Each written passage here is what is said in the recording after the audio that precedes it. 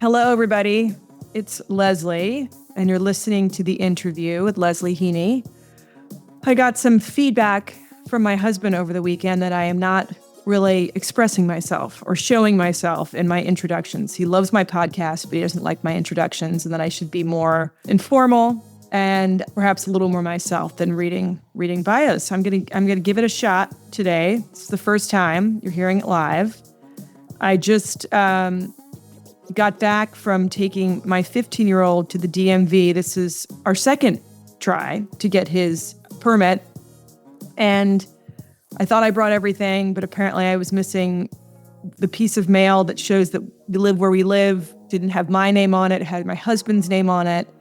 Let's just say I think that we could use DMV experiences to rev up people before ultimate fighting matches, because I'm lucky that I'm not tuning in from a padded cell right now. That was quite a frustrating experience, and we were rejected and have to go back at a later time. So I'm coming in hot from the DMV right now, And as many of you know who listen frequently, we moved to Tennessee a couple months ago, and I've been seeing billboards around town kind of advertising a bar that has CBD drinks, and then some billboards about a place that might sell THC products, but at very small amounts. And I was sort of confused by it and thought, gosh, is pot legal in Tennessee? And then I started thinking, I'm not really sure what the difference is between CBD, THC, hemp, or cannabis. I don't know if this is something that you all experience or if it's just the 50 and over set, but I have some confusion there around what's what. I also know from being a New Yorker, for my life, but, recently, obviously a transplant here, that it's legal in New York, technically, but there are very few places to get it. So then I started thinking about, what states is pot legal in, what states is it not, and why is it even legal to begin with? What was the thing that triggered it becoming, a criminal drug? And these are the things I think about when I'm driving in the car, looking at billboards. So now you know. And then I sort of wondered about the history of it becoming legal. I thought California might be the first state for medicinal purposes, but then Colorado sort of came to mind. So anyway, this is me in the car thinking about this. And then I remembered that a friend of mine, a close friend of mine, an old friend of mine I went to high school with, I know works with an investment fund based out of London that's investing solely in cannabis companies. So I decided to reach out to him to get his thoughts about it. And, not just the cannabis market in the US, but what's going on with cannabis worldwide. And what is sort of gauge from him, is it growing? No pun intended. And if it is a growing market, where is it growing? And what are the forces at play? And what will it take to make cannabis fully legal or federally legal in the US? So anyway, I reached out to him, and he connected me with his partner, who's a true expert in this space. His name is Will Muecke. And Will is the co-founding managing member and chief investment officer for Artemis Growth Partners. Artemis is a private equity platform which is just solely dedicated to investing in the cannabis industry worldwide. It has over $400 million in assets under management. And before Will worked with Artemis, he was the co-founding managing partner of CoreCo Private Equity. And prior to that, he is the former co-head of the healthcare services sector in the healthcare investment banking group at Goldman Sachs. So Will and I had a great conversation, and we set up our Zoom interview with me in Tennessee and Will over in London. And in our conversation, which you're about to hear, he and I talk about history of cannabis and its criminalization. He does help me right out of the gate, kind of leveling the playing field, giving me definitions of everything. So that'll be helpful, again, to the over 50 set. And then the state of cannabis in the US today, the growth of cannabis in the European markets, and kind of the future of cannabis for cannabis in the United States and cannabis worldwide.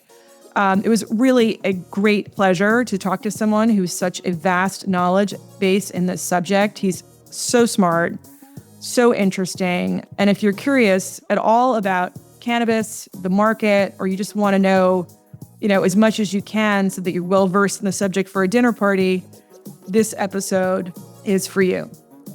So now here is Will Muecke.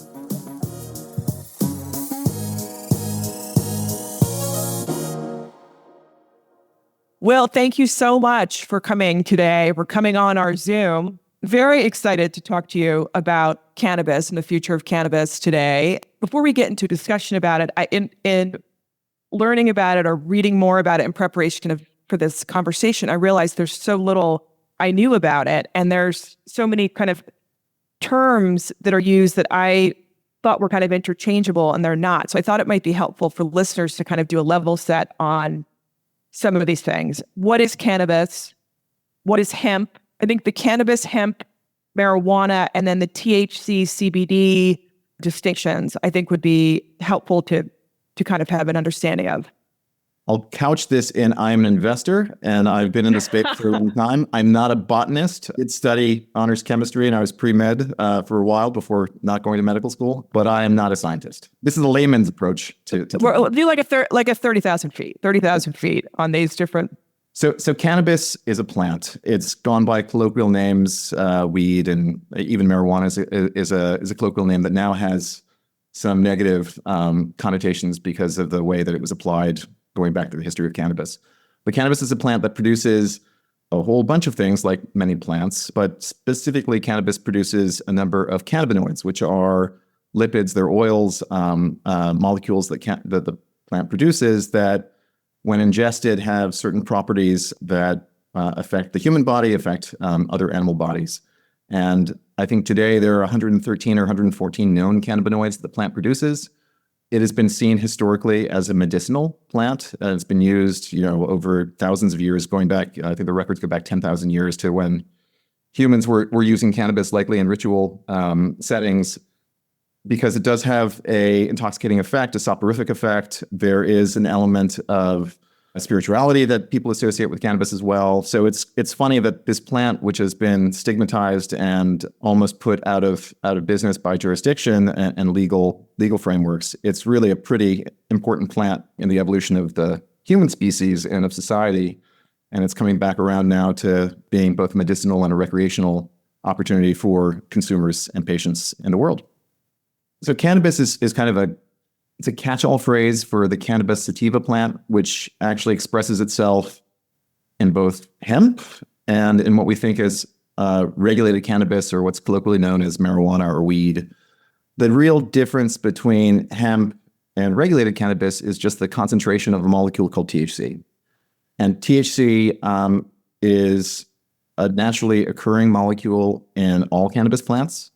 The level of expression really is dependent on the genus of the plant, genus species. I'm trying to go through the King Philip came out of Greater Spain. So the difference of the species of the plant, but the same genus. What THC is really just a molecule that crosses the blood-brain barrier and has a psychotropic effect. It's what gets you high. And the difference between regulated cannabis and hemp is the hemp plant, legally defined in the US, is a cannabis plant that expresses no greater than 0.3% THC by dry weight. And that's actually a federally legal plant. It's legal under the 2018 Farm Bill. It has a myriad of uses as a plant. So it's actually grown for fiber. It's grown for textile. It's grown for a host of industrial uses that cross, everything from paper and packaging, fiber and textile, composite materials, biofeed, biostock, and even things like carbon fiber replacement. So it's a pretty interesting plant from an industrial perspective. But what we're focused on as an investor, and where the market has been focused on, is on the high THC plant. So cannabis plants that produce more than 0.3% THC, which is a federally illegal plant under current US law. But it's a plant that everyone from a patient or consumer aspect wants to have access to, because it is the plant that gives you that feeling of relaxation, of euphoria, pain relief. It's seen as the medicinal plant that also crosses into a consumer category. And that's where much of the market is focused today. So let's talk about that. You mentioned sort of the distinction between the two. The federal government has not passed any law legalizing cannabis, but some states have legalized it for medicinal and recreational purposes. From where you sit, or people who are looking to have access to cannabis, what are the broader implications? I know there's implications for banks, for payment in crossing state lines. Could you sort of talk about the broader implications of it being illegal on a federal level, I guess, versus being legal on the state? So I'll go back a little bit through history, because for a period of time in the U.S., there was no regulation around cannabis, and there was no illegally set doctrine around what you can or can't have access to as far as the cannabis plant. So if you go back to the early 1900s or even before that, cannabis was used as medicinal. It was prescribed by doctors. It was really in the 20s and 30s when a gentleman named Dr. Harry Anslinger, who was head of the FDN, which is the Federal Bureau of Narcotics at that point in time, deemed that cannabis should be made illegal or have regulations around cannabis that would take it away from sort of fair and free access. Let's talk about that background. You mentioned earlier talking about hemp and all the uses for hemp and that product. And from what I was sort of reading about the history of cannabis and around the legislation against cannabis, the use of cannabis, it kind of came out of, or at least one of the theories was that you mentioned this Dr. Anslinger, that he, I guess, had some, hemp was being used for fiber, for rope, for clothing. It had all different kinds of uses in the early 20th century. In fact, I think they used the fiber to make our uniforms during World War II. That's all very factual and true. And if you think about sort of the expansion of Western culture, it really is on the back of the cannabis plant, really the hemp plant. I don't think there was a differentiation, to be honest, all the way back in the sailing ship days when we were expanding from Europe to the colonies. All of our sails, all of our rope were made out of hemp, and they grew the plant everywhere. In fact, they brought the plant to the U.S. and even George Washington and I believe many of our forefathers were farmers growing hemp because it was a cash crop and it was used in industry. There's an incredibly strong use case for the industrial side of cannabis. I think behind that, the personal use, the medicinal use of cannabis really just walked alongside the industrial expansion of hemp. And so people have been consuming cannabis, using cannabis for literally thousands of years. And the U.S. lens on cannabis, as you point out, started really with Dr. Anslinger. I think it goes even beyond again, this isn't just dark conspiracy theory. This is factual from a historical standpoint, and there are quotes and documents around Anslinger's views on society. But he was kind of a white nativist. It's not a pretty picture back at who he was. And the FBN was to some degree a political tool for him to put in place what he thought his social policies were. So it wasn't just cannabis, but it was other drugs, including narcotic drugs, including medicinals, that he cordoned off because he thought that certain areas of society had affinity for those substances, and he wanted a way of regulating that and kind of stratifying society. So it's a pretty dark history that cannabis comes out of, even though if you look back again at the hemp plant, it's been a fairly miraculous plant as far as what it's been able to contribute to the growth of Western society, of economies around the world, and even of our kind of understanding of health and wellness. But you're right, the history here is not a pretty history for cannabis, and we're still, unfortunately, living under some of the overhang of those laws set back in the 1920s and really doubled down on by Nixon in the 1970s when he established the Controlled Substances Act that placed cannabis as a Schedule I drug alongside, some of the most scary compounds that have been cordoned off from society to use, mainly because those Schedule I drugs are seen as having no application or no medicinal use, no medical efficacy, and are highly prone to abuse. I'll add a footnote here. The interesting thing about all of this focus on the CSA, the Controlled Substances Act, and Schedule I, alcohol has been completely carved out. And alcohol has no medical efficacy and is highly prone for abuse. And yet, again, it's been carved out of the Controlled Substances Act. And you can add that as another layer on what's happening behind closed doors as these laws are written, because the alcohol lobby, I think, was very strong to say, if you write these laws as they are for the CSA, you can't write alcohol into that. So amazingly, we've gone from the 1920s to the 1970s, and we're still now in the 2020s living under arcane laws that really don't have an application to what the plant is or what it can do. So when did that start to shift? I mean, the 80s, you started, was it the AIDS epidemic becoming prevalent in the 80s and cancer, I mean, and then discovering how the use of marijuana actually could help mitigate some of those horrible side effects of the diseases, like loss of appetite and that sort of thing. Was that where we started to see a shift in perception or more studies being done around the positive or medicinal effects of cannabis? Well, certainly California led the way, and it was really out of Northern California where there's an epicenter for AIDS and those suffering from the effects of AIDS. And you're right, the wasting, corpuscular sarcoma, the other sort of physical issues, pain, they were all seen as addressable categories, or at least cannabis was offered as an analgesic for the folks that were suffering from the effects of the disease.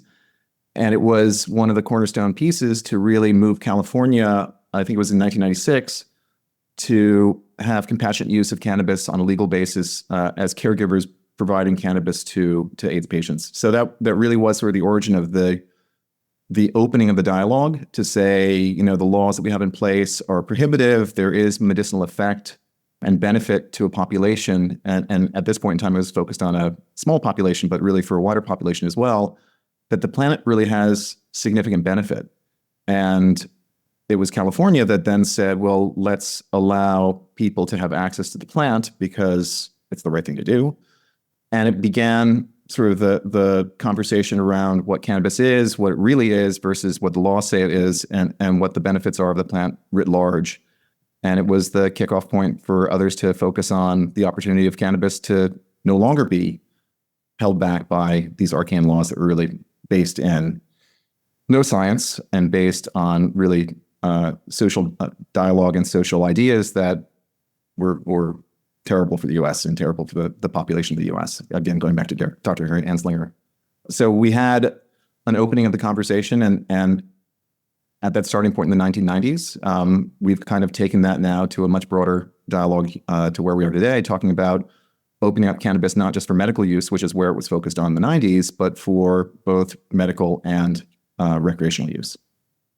And maybe it was like sort of mentioned having California kind of introduce it and then all the stigmas and fears kind of around it, right? Because I don't know if you remember the 80s, I don't know if it was part of Nancy Reagan's Just Say No, but pot was like the gateway. Right. It was the gateway drug, right? Even though there's from what I've read, no scientific evidence to support that, pot is a gateway drug into other more serious, just dangerous drugs in general. And so maybe by having California have that, actually take the first step and seeing what the societal impacts were, it kind of debunked all of those fears and stigmas around it, right? You didn't see, society wasn't crumbling. You didn't have violent outbursts from having, the legalization of cannabis for medicinal uses. And then Colorado, somehow, I don't know why Colorado, what the background was for them being the first state to legalize it for recreational use, but they were the first one to do that, right? And in 2014. Yep. It's interesting. The science has never been on the side of prohibition. So even going back to the days of Dr. Harry Anslinger in New York State, when Governor LaGuardia was looking into cannabis, he actually employed not just scientists, but police, psychiatrists, sociologists. He actually had a study on cannabis that concluded it was really a do no harm substance. And it was, embraced by the jazz era. And I think, again, the racial politics there from the negative side just increased the stigma on cannabis and its use. But the reality was, even from LaGuardia's report, is that the real sort of sinister compound here, when we're talking about societal ills, is not cannabis, but it's really alcohol. Right. Yeah. And even when we run forward to where we are today and sort of the laws around cannabis and why people still talk about cannabis as this gateway drug, the reality is when you talk to a scientist, an addiction scientist, the gateway drug is alcohol. It's the addictive side and the sort of moral peril that comes along with that addiction that opens up the door to a whole bunch of other things. And we also know that addiction isn't sort of a chemical thing. It's much more of a societal element. And so you're seeking out self-medication and things like alcohol that are addictive, where cannabis, frankly, is not addictive. It's not biologically addictive. You can smoke a room of cannabis and wake up the next day and go run a marathon. You can drink a fifth of vodka by yourself, and you'll likely go to the hospital. And if you're not attended to, you will likely die. So these elements of stigma have been in place for so long that they've been seen as the rule, not the exception. You tell the lie so many times, it becomes kind of the truth. And we're still in this discussion about trying to walk back the stigma and get to the science, which is where actually we are today with these discussions currently around rescheduling cannabis from a Schedule 1 drug to a Schedule 3 compound, because we've already heard from the scientists in this process. It's really through HHS, but it's really a board of scientists at the FDA that have said that there is no medical evidence to say that cannabis is a substance that's prone for high abuse. And there is also evidence now to say that cannabis does have medical efficacy. So we're living in like a lie that's been told so many times that people believe it's the truth. And we're now finally bringing fact to the table to unwind that lie. But it's been around for over a century. So shifting minds and shifting the stigma is a heavy process. But a lot of progress is being made, right, around that. You've got 24 states have now legalized it, right, on some level. It was interesting to me to see, different states have different regulations on how many ounces you can have, on your person, how many plants you can have, ounces of plants you can have in your home. There's different kind of regulations around both in each state, and some are higher, some are up to 2.5 ounces. Like Maine, I think, is one. And then you've got Connecticut is 1 ounce or something. And I don't know if that's just arbitrary or if there are other lobbies involved in that as to why it's one versus the other. It was interesting to me that a lot of southern states have not legalized it. And we're here in Tennessee now, and is sort of listed, I think, is still illegal, but you can sell it up to like 0.25 THC level up to 0.25 or Yep. Which is sort of interesting to me. If you were to buy gummies with that level, couldn't you then take 2 to get to whatever level of THC? You know what I'm saying? Yeah. Is it just the individual, even though it's sort of technically you can have access to it, it's not widely available. I mean, it's not accessible. And that's, I think, on purpose. And you've sort of, I'd love for you to speak to that a little bit too, sort of how different states have, are restricting it because of just their access. And maybe that's how local governments are handling it, but sometimes it's harder to, even though it's quote legal in New York State, it's hard to find dispensaries in New York State.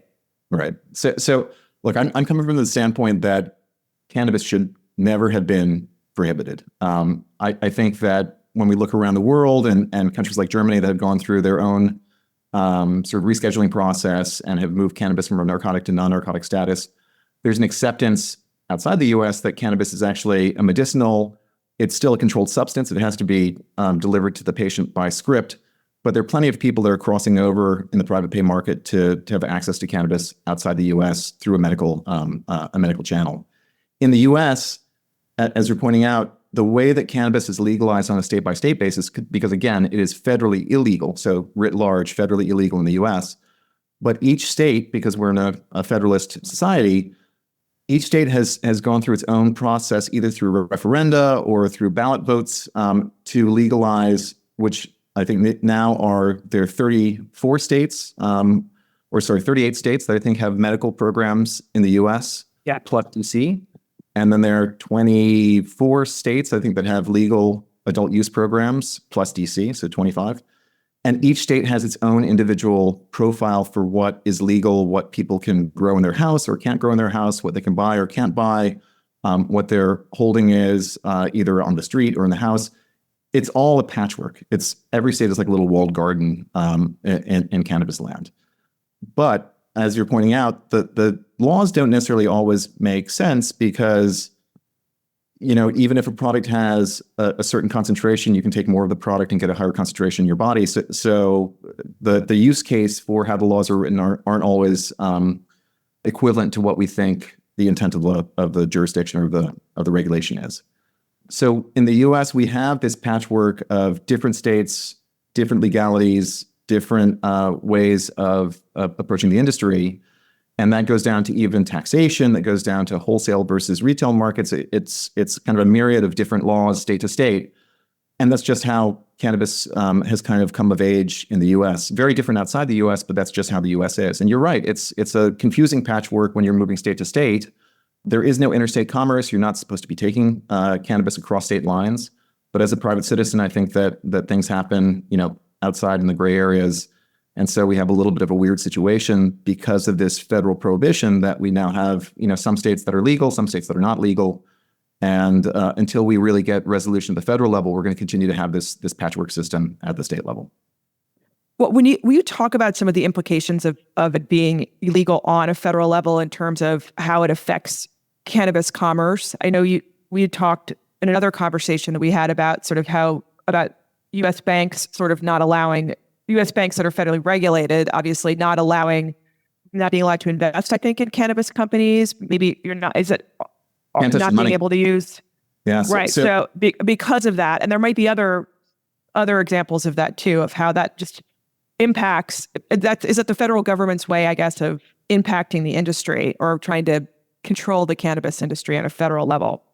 Yeah, I mean, it kind of kneecaps the industry to some degree by keeping the federal prohibition in place. But you're right, because cannabis is illegal on a federal level, it means that a cannabis operator doesn't have access to the same benefits that a normal company that's not in a controlled space like cannabis does have access to. So safe and legal banking doesn't exist for cannabis. You can bank either with a state credit union or a state chartered bank, and even banking with those institutions, you're always in a safe harbor jurisdiction, meaning that at some point in time, the feds could say, we want to change our minds and we want to go in and start going after the state operators. That hasn't been the case. And actually going back to Obama and the administration where Cole, who was the attorney general, had something called the Cole memo, which said that we will allow the states to do what the states want to do. We are not going to prosecute and go into states from a federal standpoint. That's allowed the cannabis industry to operate again on the state level, but you don't have access to any regulated service. So no banking, many services like lawyer services, accounting firms, many won't work with cannabis companies because they themselves are afraid of being regulated. If you touch the money stream that comes out of cannabis, theoretically you are aiding and abetting a criminal organization. As crazy as that sounds, but that's really how the laws are written. So it creates an issue for the cannabis industry that you don't really have the ease of access of moving cash. It's actually a really dangerous situation. If you look about what's happening in some states, California is a unfortunate example about this, where a cash-based system like cannabis is a huge target for kind of smash and grab robberies. And it's been a major issue in places like Oakland and in LA as well.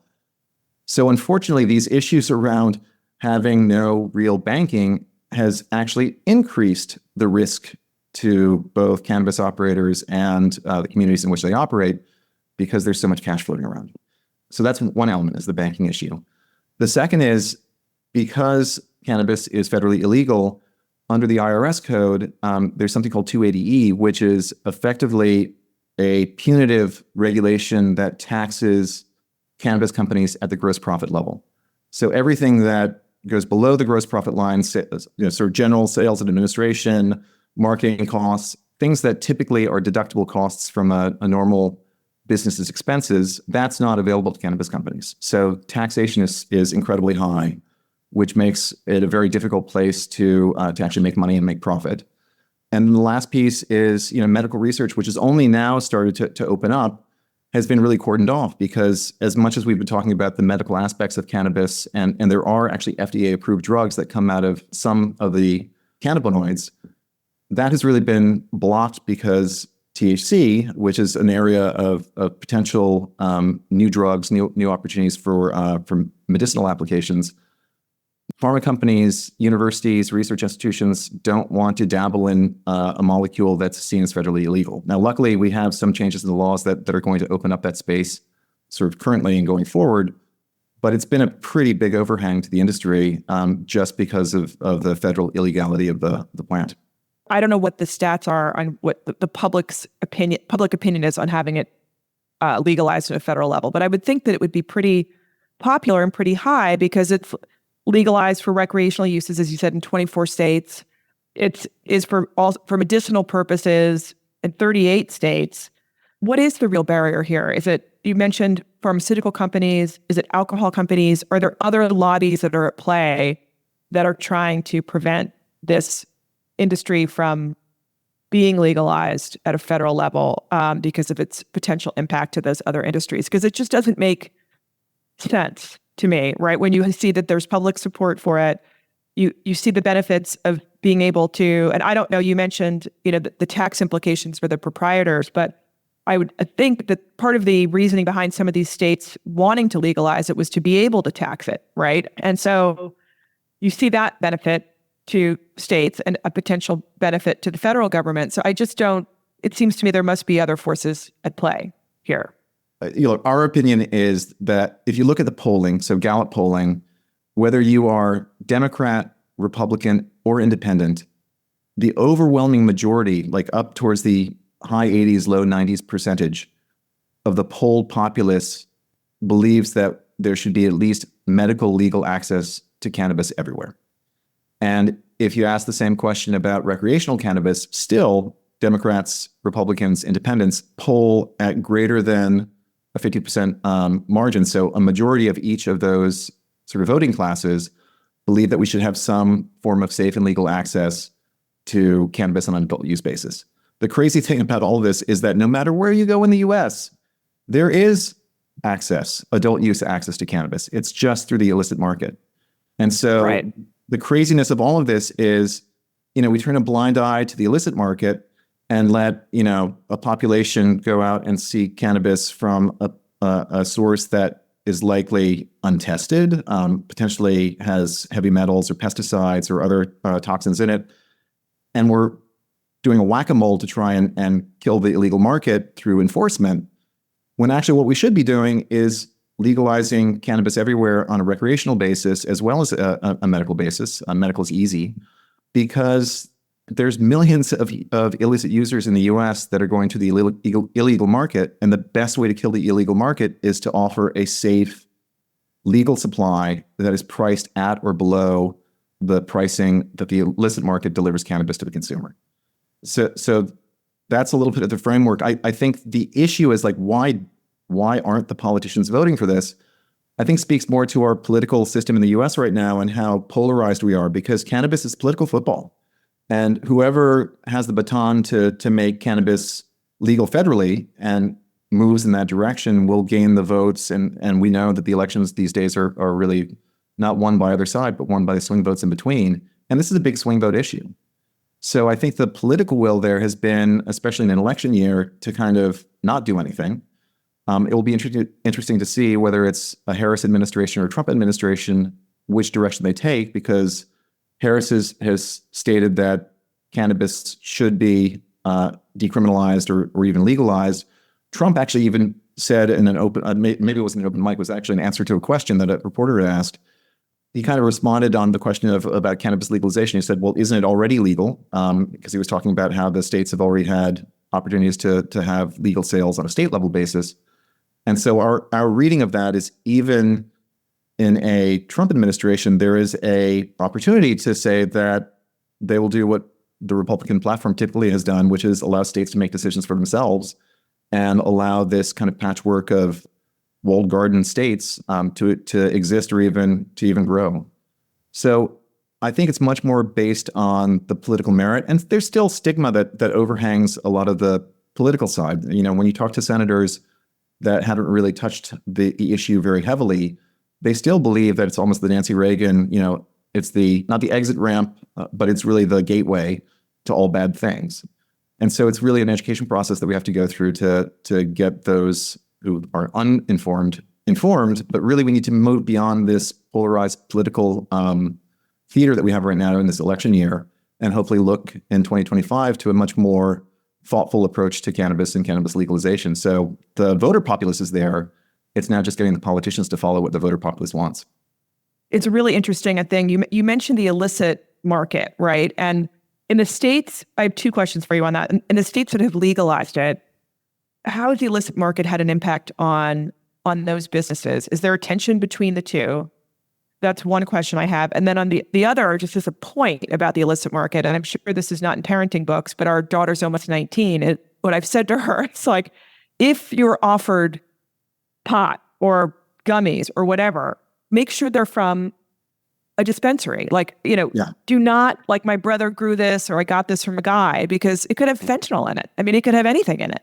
I mean, maybe I'm wrong about that, but on the paranoid parent part of me, I think most parents would rather know that their child is getting those products from a dispensary where there are standards and there are safety practices and all of that, versus just somebody off of the street. Yeah, we're the same in our household. We have 3 college-age kids, and cannabis is everywhere.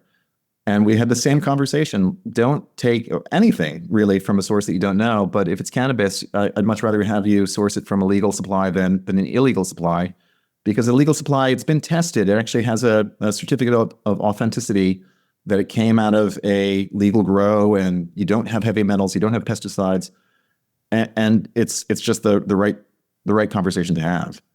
So yeah, we're in the same boat as far as legal versus illegal supply. The issue about what's happened in the U.S., and I think where a lot of the cannabis industry is still groaning, and I think even the general population is a little bit surprised, is where states have fully decriminalized. The way that decriminalization happened, it happened sort of with a stroke of the pen. So like from one day to the next, cannabis went from being illegal to being decriminalized. And there was no real enforcement or thought around how to not just allow the illicit market to take root in these states, or to have this proliferation of illegal sales of cannabis. I mean, you walk around New York City, it's amazing. I think only now are we starting to see some enforcement come into play. But it used to be you walk up Lexington Avenue and there were 2 shops on every block that were vape stores with big CBD or hemp signs in the window. But you walk inside and you can buy as much cannabis product that you want, illegal or legal. And again, when we talk about the illegal side, there's some really good counterfeits as well. So when you get it from a dispensary, it comes from the actual manufacturer. When you buy it from a bodega on 61st and Lex, you don't know if the packaging has been sourced from China and what's inside is from an illegal grow, and there's no testing. But because there's been no enforcement and no budget around enforcement, it's like we're in the post-prohibition days and everyone's running around with bathtub gin. So we need to get away from that. And just like, bathtub gin was terrible because you're not only producing ethanol, but you're producing methanol, and people were going blind or dying because they were drinking stuff that was not regulated. Luckily, you can't die from cannabis, but you certainly don't want to be inhaling, mold or mercury or something else. And we did have some really bad things happening around Juul and illegal vapes, and actually in cannabis, illegal vapes, again, with bad things in the concentrate, where people were getting some pretty frightening outcomes from that.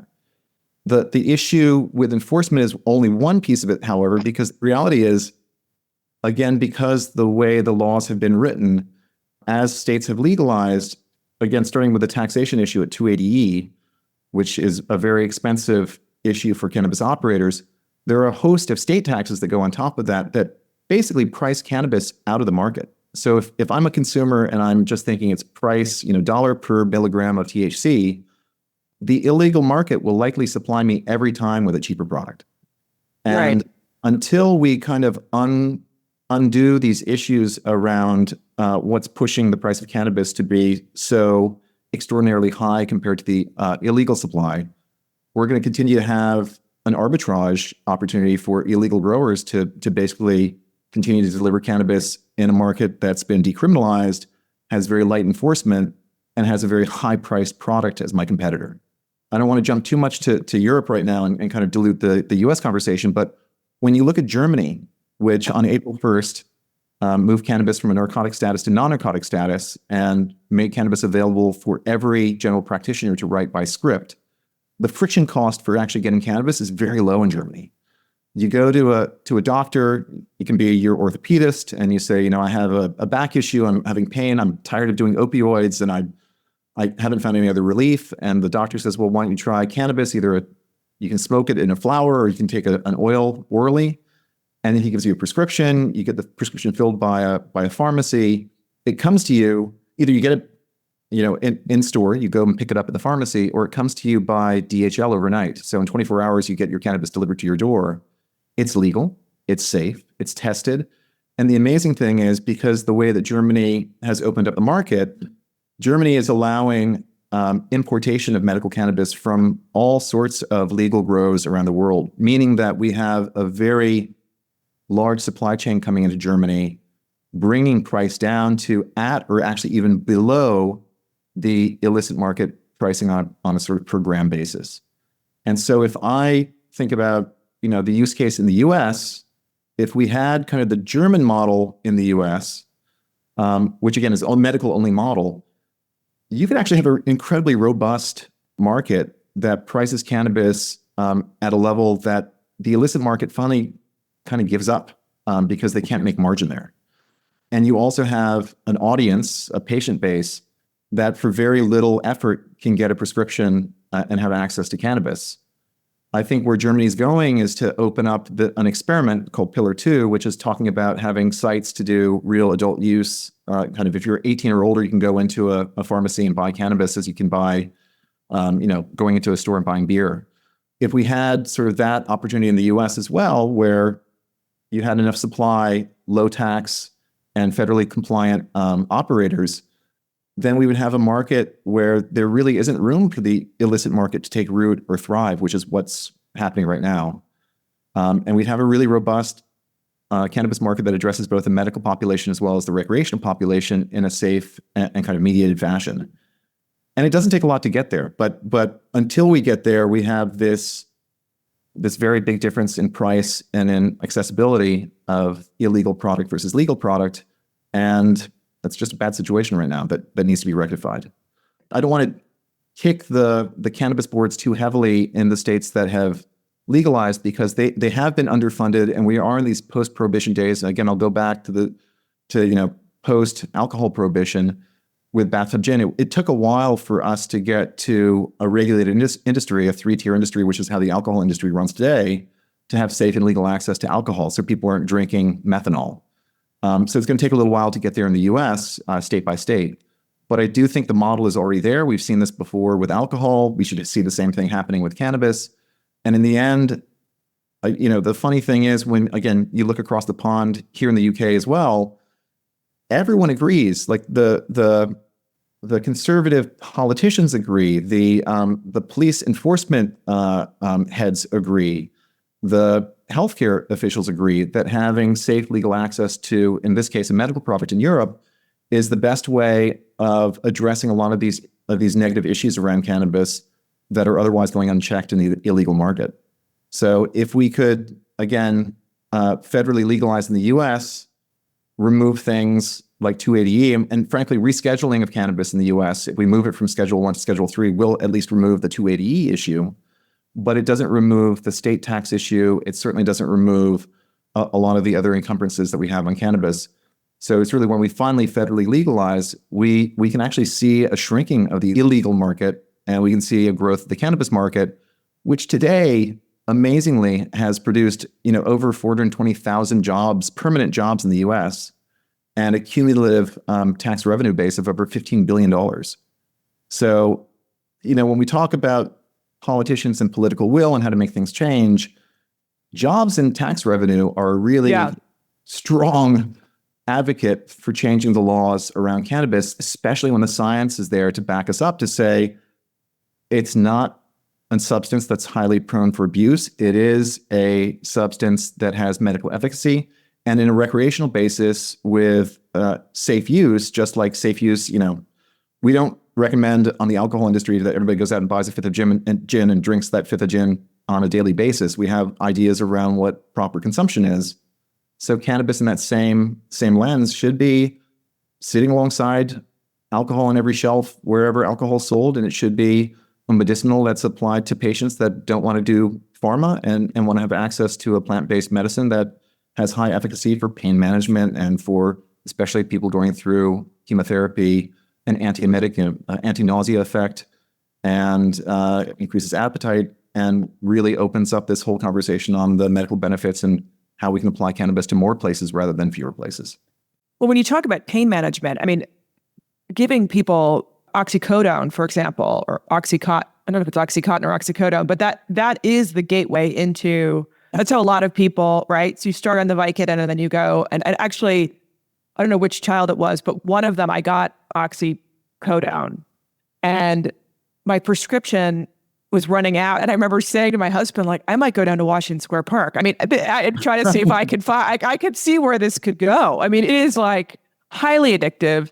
You're not getting that from cannabis for pain management. Like, it would never take you in that direction. But I want to ask you on the illicit piece, the tension between the illicit industry and the legal industry in a lot of states, part of it also, I think, probably has to do with accessibility, right? The restrictions around accessibility. I'm sure each state is different, but in New York State, there are so few dispensaries versus Massachusetts, for example, that if you're someone who has been a marijuana user for many years, you're like, why would I try to drive or find a place 45 minutes or an hour from my house when I can keep going to my guy that I've been buying pot from for 15 years or whatever, right? So that's the other part of it. And I don't know how, and I guess each state is different how they regulate it to limit the number of dispensaries. But in your view, is that also another one of the issues that I've noticed that just in New York versus Connecticut, they have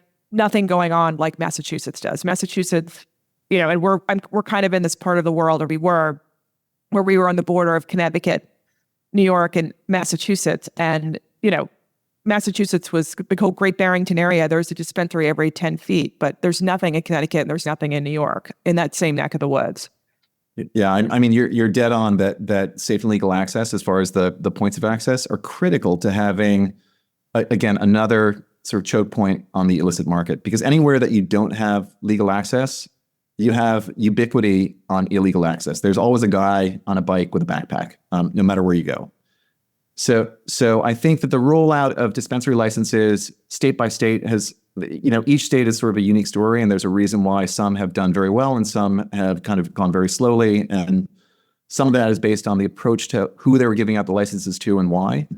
But I think that overall, the more points of contact you have, the more points of supply that you have, where a consumer has access to safe and legal cannabis, that's just another nail in the coffin of the illicit industry. And I think the New York State right now, for the population that it has, I think there are fewer than 90 dispensaries. They're like 85 or 87 legal dispensaries right now. But it's amazing. You walk through New York City and there are probably hundreds of points of contact, illegal points of contact in bodegas, and then obviously a whole myriad of folks that are on a Telegram or WhatsApp dial code to get illegal access. So it's more of an evolution of time, post-prohibition rollout of the cannabis industry. We will get to a point where hopefully we'll have ubiquity on cannabis points of contact. But you're right. If you don't have a dispensary or a delivery service or a legal way of getting cannabis in a certain jurisdiction, jumping in a car and driving an hour, that's something that likely a consumer is not going to do. They're likely going to pick up their phone or their chat, and they're going to find an illegal supply to give them the same product that they would buy otherwise in the legal market. So again, but is New York State limiting, though, the number of licenses for dispensaries? Is that how they're controlling, or is it just they're going through a graduated process? They started with the card applicants, which were sort of a social equity program focused on folks that had already been hurt by the war on drugs, and so those were you needed to have someone that was affected by cannabis negatively, incarceration or otherwise, in your family or you yourself, and that would give you sort of the first line access to those licenses. It's now expanding beyond that, and again, every state has a different approach to how they rolled out licenses, but it is a process that they continue to increase the number of licenses that they administer. My gut is that that's more on an issue of oversight and budget. What the BCC has in New York is still a very thin budget, and they don't have a lot of people to administer what's going on, and a huge volume of applicants. I do think it's just going to take time to get to a place, but there's no cap right now that says you can't do more than a certain number of dispensaries. That if there is a cap, it keeps on moving, and they keep on adding licenses to it. But it's just been a very slow rollout, mainly because these cannabis boards that are overseeing the legal process in each state are brand new, inexperienced. This is kind of a new thing for everyone. and they typically don't come with a lot of budget. So they don't have a great ability to process things as quickly as either the consumer or the industry would like. So you were not always in the cannabis investment business. You have a long background in finance, but you had your own kind of personal experience, right? Watching the benefits of cannabis by having a family member that was sick with cancer. Yeah, look, I'm 56. I grew up under the Nancy Reagan just say no to drugs. I remember the commercials of the hot skillet and the eggs cracking on the skillet. Like, this is your drink. We're on drugs. Like, and my mother was actually, she was a counselor. And she was an MD, but her area was addiction, and she worked for the ADCNC, the Alcohol and Drug Council of North Carolina. She was an advocate for that, and she also worked for the state as a physician to help treat addicts coming out of the state, out of the North Carolina system. So it's funny, I came from a more conservative approach to cannabis. And actually my kind of colloquial thoughts around cannabis growing up is, it's kind of like, people drink or they, smoke cannabis on the weekends. It's kind of kids giggling behind the gym after school. There wasn't a big focus. And I was also I'm still an aging athlete, but I was an athlete growing up. And so, our coaches were always stay away from cannabis. So there was always this negative stigma on it. In 2007, my sister was sort of in the last stages of a pretty terrible battle with cancer that had gone on for many years. And she was at a level of pain because the cancer had spread into her bones. And it was such a deep bone pain that she couldn't get any relief. So she eventually had a pain pump installed where she was being, with a press of a button that she would self-administer. She was given a little drip of liquid morphine. And just the way your body reacts to opioids, you reach a level of homeostasis. Like, your body tolerates the opioid and gives you an analgesic effect. It gives you a pain management effect up to a certain level where your body just kind of gets used to the level of opioid coming in, and it doesn't give you any greater pain effect. Yet, the opioid in your body going through your blood system and affecting your organs can be lethal. And so my sister had reached the point where she was using the pain pump so much that her doctor said, look, the next press on the pain pump likely will not give you any pain relief, and it will likely do something really bad, like kill you. So my sister was in Los Angeles, so under the California laws had access to medical cannabis, and her doctor prescribed her first Marinol, which is basically an extraction of THC. And then she used flower as well, the smokable cannabis. And it was amazing to see the impact on her experience. And it wasn't just my sister's experience, because her personal experience went from, being on this opioid morphine drip. And when she was on that, she wasn't even in this plane of existence. She was like on another planet, and she was sleeping all day. And when she was awake, she wasn't really coherent. And at the time, she had 4 kids in the house, 3 under the age of 6. And so mommy wasn't really there. And with my sister, who at that point in time was even on fentanyl lollipops, so she was self-administering as much opioid as she can because the pain was so great. With cannabis, she was able to back off the opioids to a degree that she was actually coherent. She could speak and have a connection with her kids again. We had her last Thanksgiving and her last Christmas were around her bed. And it's funny, when she first had cannabis, I was in bed with her, teaching her how to, out of my high school days, teaching her how to smoke a bong. And we were giggling about it. It became this really positive experience. And what was amazing is it affected her in such a positive way that she was able to basically come back to earth and reconnect with her family. And so have this great opportunity of reconnection before she finally passed away in December 2007. But more than that, it affected her children in a positive way. It affected our greater family. I mean, the knock-on effects were positive, and the ripple that went out from that was so significant that I was really like, I can't believe that this thing is illegal. Like, I'm seeing it every day that I see my sister. I'm seeing the medical efficacy. I'm seeing how it's delivering her pain management. I'm seeing her backing off the opioids. And so it was really with that experience that I kind of started reading more about the history of cannabis, understanding what the darkness was and the laws around cannabis, that Anslinger days into the Controlled Substances Act days of Nixon, and just realizing that the reason that cannabis is illegal has nothing to do with science. It's all political, and it's unfortunately very darkly racially political. And so you're right. I haven't always been a cannabis investor. I was an investment banker for many years, and then I ran an equity fund, a private equity fund in the emerging markets. And when I really realized what cannabis had as a promise for society, I was like, this is like a human right. Like everybody should have access to this plant. And so we decided that, we were going to try and make a mission of this, learned a lot about the space, did a lot of homework. And then in 2017 formed what we now have as our private equity shop called Artemis Growth Partners, and raised a tiny bit of capital and started investing in early 2018. And that really was sort of the growth of why I'm now a professional investor in cannabis. But it really came out of my personal experience and just seeing my sister's arc through those last sort of stages of her disease progression, how much relief it gave her, how beneficial it was for all of us as a family. I couldn't imagine not providing that to every patient that wanted to have access to it. So I'm a little bit like, it's like the Blues Brothers. I'm on a mission. Yeah. And the amazing thing is it's a mission that has so many positive underpinnings, both commercially, for society, for patients, for consumer access. I've been now steeped in this industry for so long. I just look around as like everybody else. You just need to understand what we're talking about. And there's no way that you won't say that we should have federally legal cannabis. It just doesn't make sense that the laws are the laws that they are. I noticed, because I think you were a panelist at one of their annual conferences, but there's a Cannabis Europa group, I think it's called, that's kind of bringing together all the different businesses and lobbying organizations in Europe around cannabis. But is there a similar organization in the US? How strong is the lobby? What needs to happen, I guess, in order to have it be legalized at a federal level? So look, I think there are two really strong industry groups in the US, and both are working very hard to educate and help politicians understand what the opportunity is for cannabis. Unfortunately, they're not very well funded, and they're a little bit spread thin resource-wise, but they have the right message.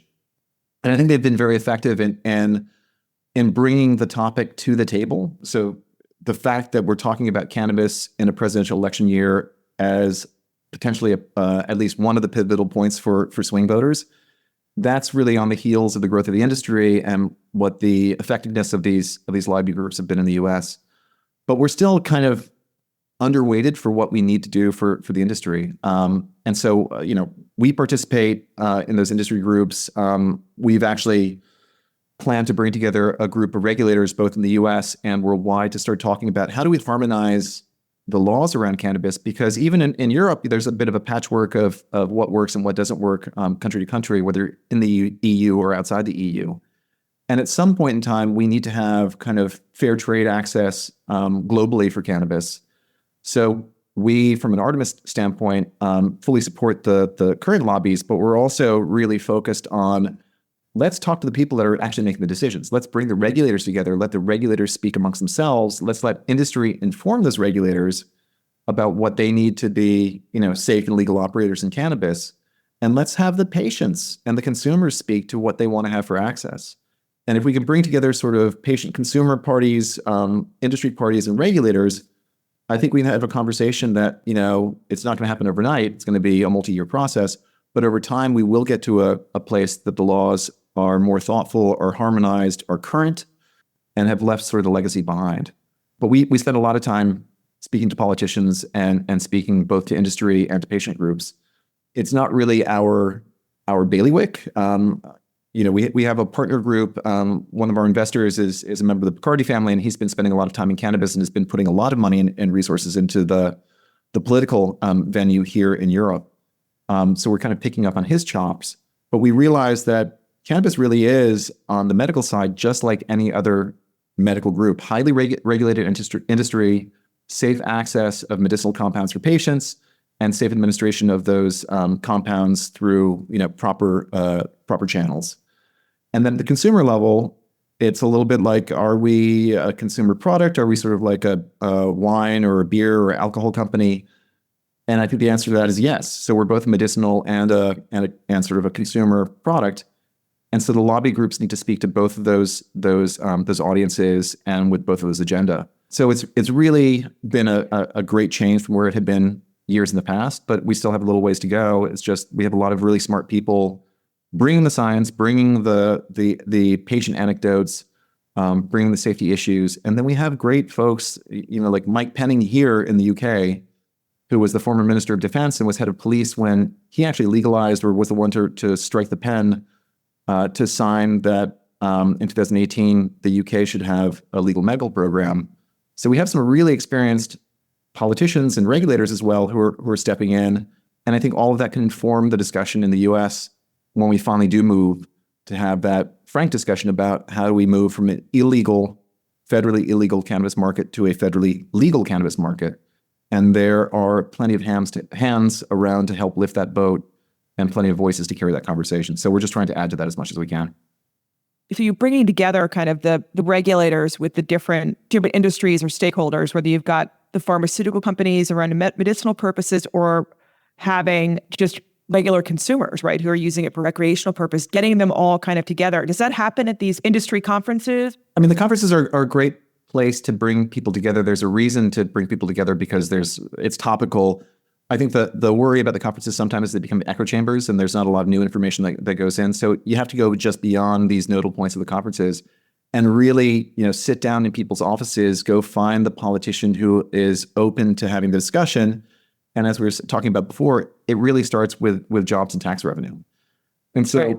The regulators are there to make sure that the framework that's ultimately put in place is safe and legal. And they've done this, time and again for other pharmaceutical products, narcotic products, other even consumer products. So there's an easy playbook to set up the framework. It's more of the education process about how do we bring the topics to the politicians that will ultimately, do the right thing legally to open up the opportunity for these regulators to step in and start talking about what a legal framework could look like. It happens actually in the hallways here in Parliament in the UK. It happens the same way in Germany. It's not like a foreign topic over here. And in fact, there's more voice coming to cannabis because it is one of those very few brand new growth industries that is promising sort of an industry growth curve of like 20 to 25% year over year growth for the next 5 or even more years going out. And we're talking about hundreds of thousands of permanent jobs and billions of dollars of tax revenue. And because we're in a different framework here in Europe, I think there's an easier conversation, especially with Germany showing such a successful transition from narcotic to non-narcotic status of cannabis and what that's provided to the marketplace. And ultimately what we're going to see in the data that we're collecting is how we're actually shrinking the illicit market, increasing medical efficacy, lowering some of the healthcare costs because you're supplementing cannabis as a cheap alternative to pharma, and also lowering budget costs on policing. I think what we're trying to do is now package what we're seeing here in Europe and bring that to the US to say, you already have this federalist sort of patchwork of state referenda that have brought cannabis to at least state level legality. The leap to do a change at the federal level actually isn't that big of a leap. And here are all of these examples from Europe. Here are all the benefits. Here are all the benefits. And with Europe, I mean, the European market, Germany, right, has legalized it for medicinal purposes. Luxembourg, I think, has as well. And Malta. I mean, there's a couple of countries in Europe that have, I think. Malta and Luxembourg are a little bit different. And it's not like a full kind of California-style legal market. I'd say that the countries that have made the most sort of substantive progress on showing what a legal adult use market could look like are really Switzerland and now the Netherlands. And they're running pilot programs, and they're calling them pilot programs and saying they're sort of scientific programs of data collection, that they've created sort of certain operators that have licenses. So there's a legal supply chain from cultivation all the way to delivery into a pharmacy or dispensary. And then there are legal retail operators that have those dispensaries that can then provide it to a consumer. And the consumer is really just anyone walking in off the street that satisfies the minimums of age and applicability.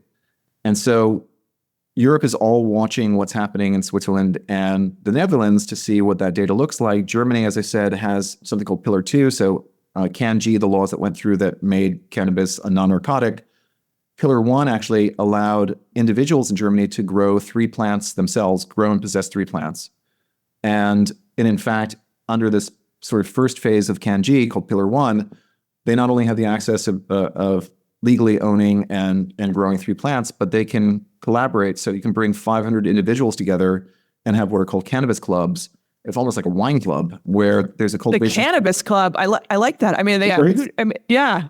So you can have your green thumb on the weekend, and instead of growing daisies, you can grow cannabis in these licensed arenas. And ultimately, you can't commercially sell that cannabis, but you can trade it and you can use it personally. So there is an aspect of personal use that's legalized in Germany today. The next piece will be trying to set up a commercial framework, which is Pillar 2, where you'll have either dispensaries or pharmacies or a hybrid mix between dispensaries and pharmacies that allow points of access for the consumer to walk in. And again, if you're 18 or over, you can present your ID, select the cannabis without a prescription, and be able to walk out with it. Now, that hasn't yet been fully codified, so there may be limitations on concentration of THC and what's available by prescription and not sort of an OTC, not prescription based. That's still being sort of hammered out. But the fact is, we're moving in a direction that countries are saying, okay, it makes sense to have legal access, and it probably makes sense to have commercial access, but let's go slow on commercial access. Let's open it up for a 4-year or 5-year program, run that program, collect the data, and then make a decision whether we open this up more broadly than we have just in the pilot programs. But it's a very sensible, very European approach. It's slow, but it's steady, and it's based in regulatory change that is supported widely by all political parties, which is a very unique situation when you compare that to the US. So if you're looking in your crystal ball, once these pilot programs, like 4 or 5 years out, if you were to kind of make that kind of prediction, would it be that you see other countries in Europe begin to either adopt their own pilot programs or adopt, the exact program that Germany had, if it worked in Germany? And the Germans do it better. They just know how to organize and structure things. I mean, they're very good at that. So do you see that happening though? Do you see those programs sort of acting as catalysts for other countries in Europe to do the same thing? Absolutely. I mean, even with just the passing of CanG, there were a host of countries that were making statements. Czech Republic was probably the most vocal, raising their hand to say, what they did, we want to do too. In fact, we want to do it faster and better. I do think that much of the conversation is around jobs and tax revenue, because people do see that this is a great plug for holes in the budget.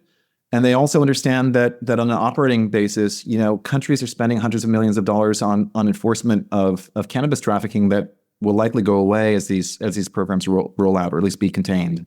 They will never all fully go away. So I do see Germany as the catalyst for the rest of Europe. It really is the engine on the train.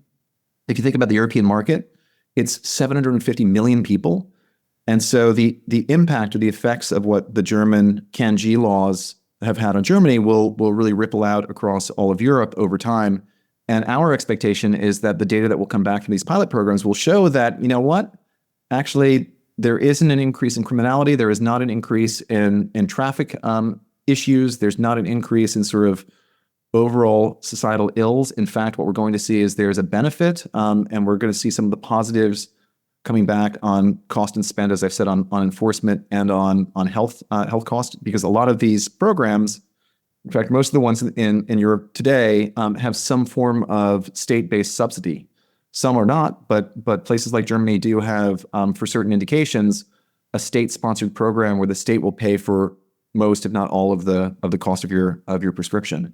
France will actually be a very likely new entrant at the end of this year, early 2025, with a state-sponsored cannabis program, a little bit different than Germany with some of the particulars, meaning that instead of having a flower-based system where you're actually getting smokable plant, it's going to be a fully finished product system. So concentrates, edibles, things that you typically think of as medicine. And it's going to be likely 100%, or at least nearly 100% sponsored by the state, because French society in general has never paid for a pharma product ever. It's always been sort of an entitlement provided by the state, and cannabis is going to sit alongside, you getting your hay fever medicine. Hopefully they'll roll that into food somehow, like croissants and other things. I mean, that would be a natural. You'll be using cannabis butter. Yeah, I know. Let's hope. So Germany definitely is the catalyst. I think that, again, this is all under the medical rubric. So it's a little bit different than the US, but there are so many benefits that we're going to see in Europe that can be applied to the US model that I think people are going to, prick their ears and take a look at what the European rollout looks like and see how that can enhance or influence the change of laws in the US. Uruguay is also, it's legal in Uruguay as well. So that's kind of maybe Canada. A node for South America. You've got Canada and you've got Thailand. I don't know when it was legalized there, but I think having these kind of legal nodes throughout the world might have ripple effects in those regions. The frustrating thing is I think the data is already there. Like, you don't really need to wait another 5 years for the US to say, okay, now I'll take the data in. I think that we've shown in the US that in the states that have legalized cannabis, you don't have, increased traffic deaths. You don't have, major issues, major ills coming out of the legalization of cannabis. The data and the science are already there. It's, as we were talking about earlier in the conversation, it's really the political will isn't there because of just where we are in sort of US politics today. But given that the electorate wants to have legal access to cannabis, at least, the overwhelmingly medical access, and for the majority want to have legal adult use access, it's just a matter of getting the politicians on board. And so giving the politicians the right data, which is jobs, tax revenue, cost savings, enforcement, we just need to continue to roll out that set of information, let politicians absorb that, let the politicians hear from their voter populace that the voters really want to have this legalized. And as you said, it's not necessarily the industry conferences, but the lobby groups packaging this data and delivering it to the right ears, hopefully against a backdrop of a more sane overall political state in the US, we should see change. It's just frustrating that it hasn't happened already because the data is already there. We don't have to do anything to say that it's safe. There's actually not a great risk or greater risk, certainly not a greater risk than alcohol, and even intrinsic to cannabis, not that great of a health risk overall. I don't want to totally whitewash cannabis because, the data is there that some people are susceptible to having psychosis and other effects when consuming cannabis, but typically that's temporary. As soon as you stop consuming cannabis, it's not a permanent effect. And I certainly, absolutely, and I think everyone in the industry just underscores this, I certainly believe that we need to have the proper controls in place to age gate cannabis so, kids aren't getting access to it inappropriately. Like, no child under the age of 21 should have access to cannabis the same way they shouldn't have access to alcohol. Of course, it's a porous issue, but from an industry standpoint, we all believe in safety and protection. And yet we also believe that if you're an adult, you should have the opportunity of putting in your body what you want to put in your body, especially if it's a do no harm substance like cannabis. Yeah, for sure. So what's next for you? What's next for Artemis Growth? Or is it sort of focused on looking at the European market, global markets, or what do you have your eye on? We're looking at all markets. We already have a large established base in the US. And at Artemis today, we manage about $400 million of assets under management, invested 100% in the cannabis space. And our primary holdings are really in the US, and they're kind of commercial consumer product companies like Kiva, which is it's the largest edibles company, Can, which is sort of the best well-known and largest footprint of a drinks company, and in Raw Garden, which is a vape company in California. So we already have large bets that we kind of oversee, and we have a myriad of portfolio companies that are in and around the US. I think we run now 39 companies in the portfolio and something like 70 or 80 positions, or even more numbers of positions of investments. But our focus currently, as far as an investor focus, is really on Europe. Because until we get through the elections and we start seeing change in the US, it's been a really frustrating market for us to invest into because all the encumbrances that we've talked about are still there. It's a difficult market with high competition, really not among the other cannabis companies, but high competition between the regulated market and the illicit market. And that's a really hard paradigm for us to continue to support. So we've been sitting here in Europe for 5 years. We started actually investing before that. We started investing in Europe in 2018. And we see this, even though it's a small market compared to the US, the US is like a $40 billion market, and the European market is, a $1 billion market. But we see the growth and traction happening in Europe demonstrably. And we see some really interesting, strong operators coming out of that with some great management teams. So our focus right now as an investor is to help drive our European portfolio. We probably have 70% of our efforts and resources are dedicated to building and supporting the European supply chain. But we do see cannabis as a global opportunity. And so we look at new markets opening up. We certainly do not want to abandon the US. It's too big of a market, too important of a market. It's more of just where we are today, going into 2025. Most of our efforts going to be on the growth markets of Europe rather than kind of the frustrating markets of the US. But we'll continue to push in the US, at least on a regulatory basis and an advocacy basis, because it will change. It will ultimately change in the US. And it's just going to be a gigantic market economically, driving a tremendous number of jobs, a tremendous opportunity to create investor gains. And so we're actually really excited about the long-term future of cannabis, despite all the noise and all the pain that we've been going through for the past 5 years. On the European front, I mean, you talked about supply.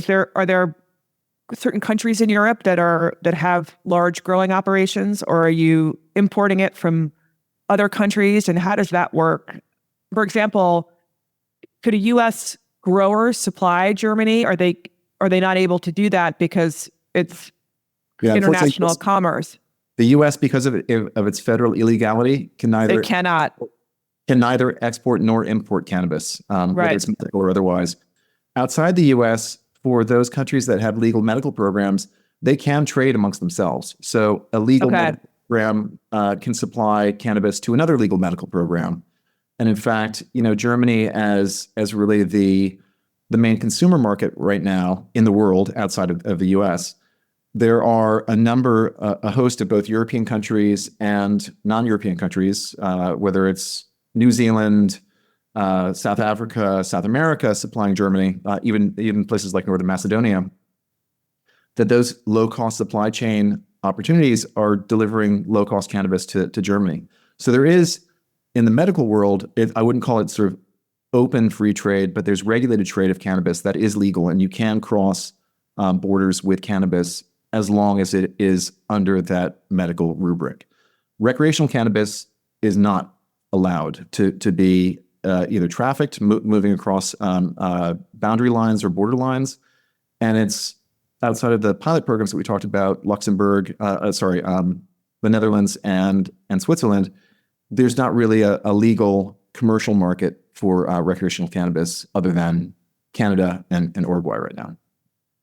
But in the Netherlands and Switzerland, are those countries just growing their own then to supply it to those cafes and what is it called, the cannabis clubs? That's all happening in those countries. Right. So in the Netherlands, you refer to them as coffee shops. In Germany, they're cannabis clubs. I think they're just dispensaries and pharmacies in Switzerland. But each of those countries, for a recreational program, an adult use program, by definition, it has to be domestic supply. You can't cross a national border with cannabis. So if you have a pilot program in place, or even just libertarian access from an individual standpoint, that cannabis must be domestically supplied. So there is a domestic supply chain in Switzerland that supplies those dispensaries with legal cannabis for the commercial adult use pilot program. The same is happening in the Netherlands. And then Germany is allowing, again, individuals to produce, grow, and harvest their own plants. And as they move into Pillar 2, they will be handing out licenses likely to the 3 incumbents that already supply domestic medical cannabis.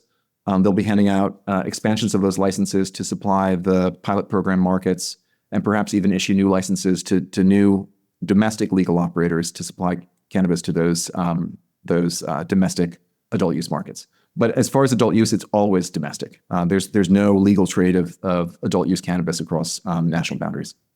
Is there any, and I know you're not a botanist, but is there anything about the plants in different regions? Well, like, for example, I went to college in California. I had a friend who was from Humboldt County. It was like they really specialized back in the day in what he referred to as the kind green bud. How does that work? I mean, I think the soil and of course now it's in greenhouses and it's more controlled, but are people kind of advertising their particular blend or brew? I mean, will there get to a point where, France, it's like wine, like France has the best, or Germany, or sort of based on their own growing practices? Is there any?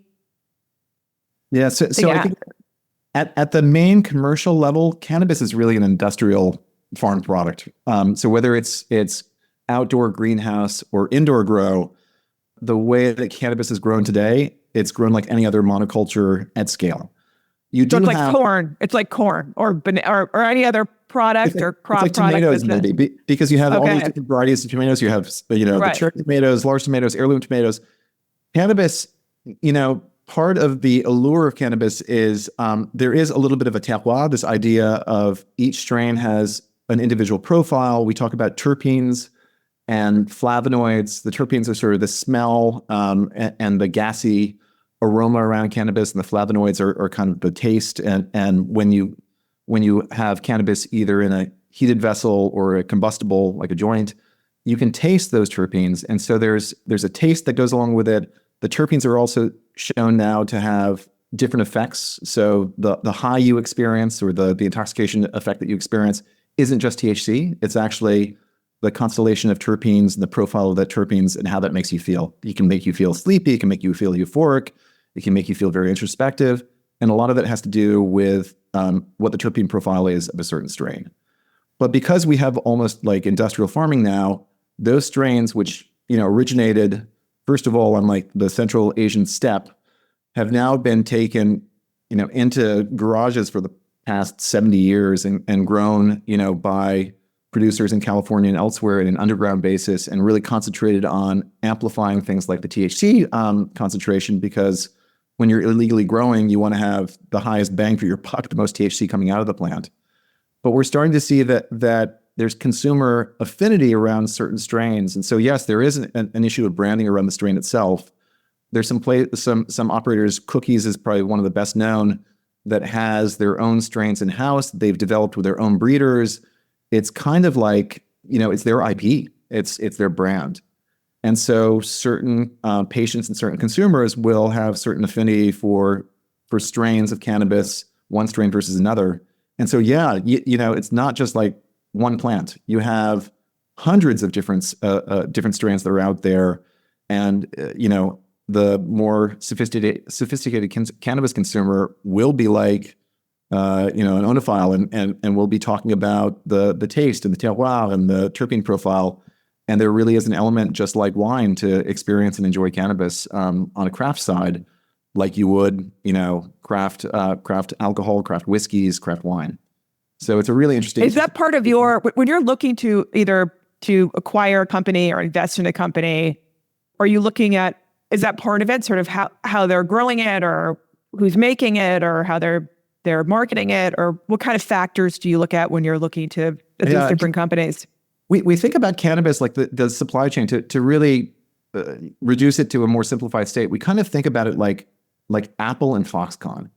So where we like to invest is not in the commodity side of the business, but in the side of the business that we think has defensible barriers to entry, moats around those opportunities, and the chance to increase margin or deliver new products that have either patient or consumer effect that will be sort of new growth areas.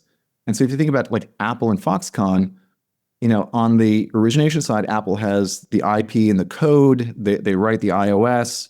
They originate the products, and they have all of the technology and patents that go around that. They then take that to Foxconn. Foxconn is the supply chain that builds the iPhone, or builds what used to be the iPod, or the other consumer products that come out, the iPad and other components. And they operate on a very high volume basis, low margin basis, but deliver these magnificent products that Apple then picks up as a branded product and sells to the consumer. And so we would like to invest typically more in the Apple side of the business, which is a high margin business, defensible business, much more so than investing in the Foxconn side of the business, which is more commodity based and has a little bit more risk for margin erosion over time. That said, cannabis still needs to have its supply chain built. So we are investing in the Foxconn side in the areas of the business that we think are least prone to competition, or least prone to degradation of margin over time and commoditization. We don't really like being in the grows because you have to be massive at scale and have low input costs to make money. But we do like companies that have, genetic, unique opportunities. So whether it's a tissue culture company or a seed company that can produce these different strands that we were talking about that have terpene profiles and THC concentrations that the market wants, or we go all the way to the other end, which is, the the strain itself, the IP of cannabis, if you will, the genetics, really become the brand. And so having some element around brand and a relationship with the consumer, Kiva is a great example of that. They produce chocolates, they produce gummies, they produce a full sort of suite of manufactured SKUs. The quality that they produce is super high, but also the dialogue they have, the footprint, the way that they bring in sustainable, cacao, and they have a relationship with the consumer. It's a really powerful channel to continue to bring new product to a consumer base that wants to continue to buy. So we like being the Apple side. We like either being in the IP and the genetics or in the brand. We, especially in Europe, will invest in the supply chain, the Foxconn piece, because we're still building that supply chain. But over time, as we move more towards a consumer base, the really total addressable market of cannabis, the largest part of that is when this goes fully adult use. We do like the idea of, global brands, global opportunities. They haven't really been built yet, but we're kind of investing in the thesis that we think that brand is going to be very important. And then those nodal points of the supply chain that we think are defensible are also areas of investment for us. So we're trying to stay away from commodity and stay in the higher margin, better protected areas of the business. And we're applying our capital and our resources to execute on that strategy.